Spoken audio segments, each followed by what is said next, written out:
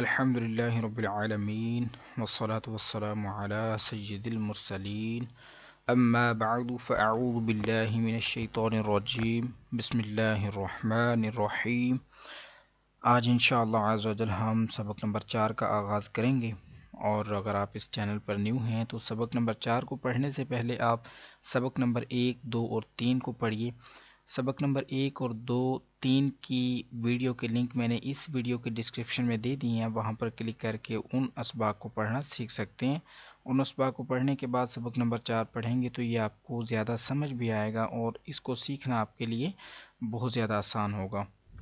تو شروع کرتے ہیں سبق نمبر 4۔ سبق نمبر 4 کو سب سے پہلے انہوں نے ہمیں یہ کہا ہے کہ اس کو رواں پڑھیں، اس کا کوئی نیم نہیں دیا ہے۔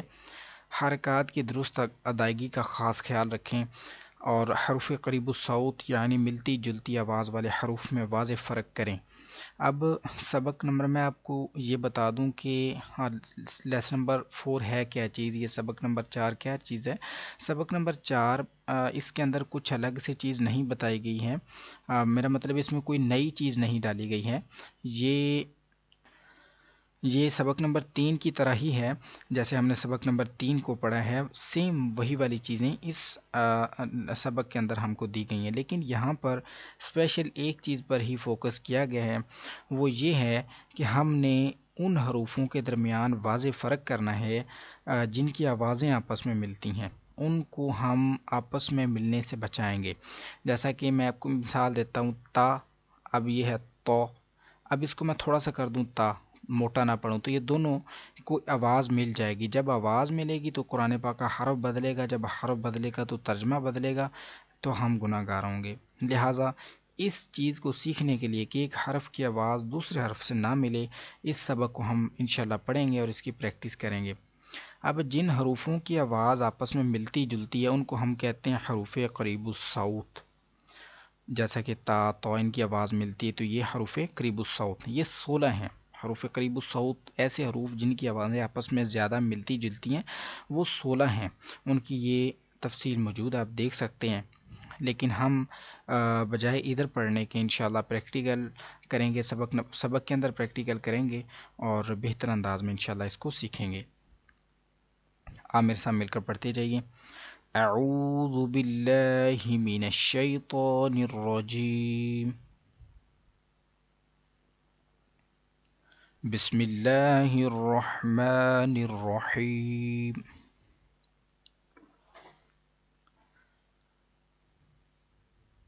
اس سبق کو ہم ہمیشہ رواں پڑھیں گے، بغیر ہجوں کے، ہجے نہیں کریں گے۔ تا، تی، تو۔ تو حروف مستعلیہ ہے، تھوڑا موٹا کر کے پڑھیں گے۔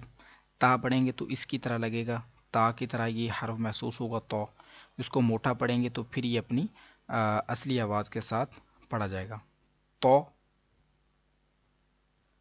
تی، تو۔ اب آگے زا اور ذال، ذال نرمی سے ہوتا ہے ذال، اور یہ زا، یہ آواز آتی ہے اس حرف پر، سختی سے پڑھتے ہیں زا کو، ذال کو نرمی سے، زا، زی، زو، اس کو نرمی سے پڑھیں گے، را، ذی، ذو۔ آگے چلیں گے، ذو، ذی، ذو، ثا، ثی، ثو، سا، سی، سو، سو۔ اب سین، صاد، ان دونوں کی آواز مل رہی ہے، صاد تھوڑا سا موٹا کرتے ہیں ہم، پورا آواز میں پڑھتے ہیں تو اس لیے الگ ہو جاتا ہے، اگر صاد کو بھی سا پڑھیں، سین کو بھی سا، تو دونوں کی آواز مل جائے گی، تو اس سے ہم بچیں گے۔ صو صی صو د دی دو. اب آگے دود. اب اس کو ہم دا نہیں پڑھیں گے، دود کو بھی دا نہیں، یہ حروف مستعلیہ موٹا پڑھنا ہے، اس کو بھی دا پڑھیں گے، دال کو بھی دا، تو دونوں کی آواز مل جائے گی، حروف قریب الصوت آئیں گے. تو اسی چیز کا ہم جو ہے اسی چیز کی پریکٹس کرنے کے لیے سبق کے اندر آئے ہیں، اس سبق کو پڑھ رہے ہیں. تو آواز مکس نہیں ہونے دیں گے، ایک جیسی نہیں ہونے دیں گے، ان کو الگ الگ پڑھیں گے. دو دی دو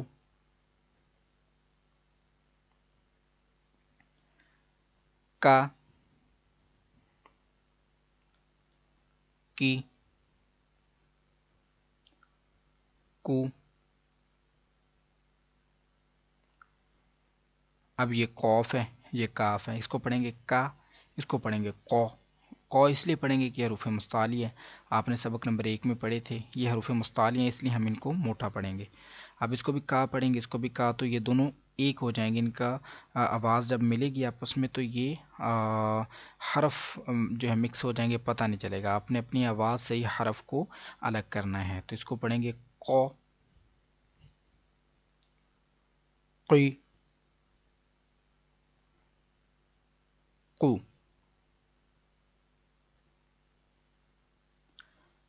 ہ یہ حلق کے نیچے والے حصے سے ادا ہوتا ہے. ہ جیسے سینے سے ڈائریکٹ آواز نکلتی بغیر کسی جگہ پر رکے ہوئے. ہ ہی ہو. اب آگے ہا گئے. اب یہ دونوں حرف تو الگ الگ ہیں، آواز ان کی کچھ ملتی ہے. یہ پڑھیں گے ہا حلق کے درمیان والے حصے سے، یہ پڑھیں گے جو حلق اس کے نیچے والے حصے سے. اس کو پڑھیں گے ہا ہی ہو. یہ دونوں حروفوں کا خاص خیال رکھنا ہے، یہ ہا یہ ہا، ان دونوں میں آواز مکس نہیں ہونے دیں گے. ا ای او. ع عی عو. خ خی خو. غ غی غو. ب بی بو. ما می مو. وا وی وو. ف فی فو. ل لی لو. ن نی نو. رو ری رو. جا جی جو. ش شی شو. یا یی یو۔ اسی کے ساتھ آج کا ہمارا سبق نمبر 4 کمپلیٹ ہوا۔ کل انشاءاللہ عز و جل ہم سبق نمبر 5 کو پڑھیں گے، اور ابھی آپ سبق نمبر 4 جو ہے اس کی زیادہ سے زیادہ پریکٹس کیجئے، زیادہ سے زیادہ اس کی دہرائی کیجئے، بار بار ریپیٹ کیجئے، کیونکہ یہ بہت زیادہ جو ہے وہ یہاں پر ہم کو پریکٹس کی ضرورت ہے، اس کی مشق کی ضرورت ہے۔ اگر ہم یہاں پر اس کی پریکٹس نہیں کرتے ہیں تو قرآن پاک میں ہم بہت ساری جگہوں پر غلطیاں کریں گے۔ اگر ہماری یہاں پر جو اس کی پریکٹس ہے وہ مضبوط ہوگی، بہترین انداز میں ہم نے اس کی پریکٹس کی ہوگی، تو انشاءاللہ آگے جا کے ہم کو پرابلم نہیں ہوگی، آگے جا کے ہم آسانی سے قرآن پاک پڑھ سکیں گے۔ غلطیوں سے نہ صرف غلطیوں سے آگے جا کے بچیں گے اگر ہماری ادھر اچھی پریکٹس ہوئی، بلکہ ہم اچھا قرآن پاک پڑھنے کے ساتھ کسی دوسرے کو بھی پڑھانے والے بن جائیں گے انشاءاللہ۔ تو انشاءاللہ حاضر ہوتے ہیں کل نیکسٹ ویڈیو میں۔ دعا میں یاد رکھیے گا۔ السلام علیکم ورحمۃ اللہ وبرکاتہ۔